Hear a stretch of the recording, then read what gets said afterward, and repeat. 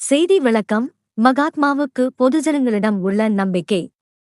கொஞ்ச நாளைக்கு முன்பு ஒரு நூல் சந்தாதாரர் தன் கைப்பட நூற்போர் சங்கத்திற்கு அனுப்பி வரும் நூல்களை தனக்கு திருப்பி அனுப்பினால் அதன் கிரயத்தை கொடுத்து விடுவதாகவும் அந்த நூலைக் கொண்டு நெய்த துணியை அணிய தான் ஆசைப்படுவதாகவும் எழுதியிருந்தாராம். அதற்கு மகாத்மா பதில் எழுதுகையில், அவரவர்கள் நூலை அவரவர்களுக்கு திருப்பி அனுப்பிவிட்டால் மறுபடியும் அந்த நூலையே சந்தாவுக்கு அனுப்பிவிடுவார்கள். ஆதலால் அந்த நூலை சலவை செய்து அனுப்பக்கூடும் என்று எழுதினாராம். தினம் 100 மாதம் நூல் அனுப்புகிறோம் என்று பிரமாணம் செய்து உறுதிமொழியில் கையொப்பமிட்ட நூல் சந்தாதாரரிடமே இவ்வளவு அவநம்பிக்கை இருக்குமானால் மற்றவர்களிடம் எவ்வளவு நம்பிக்கை இருக்கும்? இதிலிருந்து கொஞ்ச காலத்திற்கு முன் மகாத்மாவுக்கு வெறும் ஆள்களிடம் இருந்த நம்பிக்கை கூட உறுதிமொழி கொடுத்தவர்களிடம் இல்லை போல் இருக்கிறது.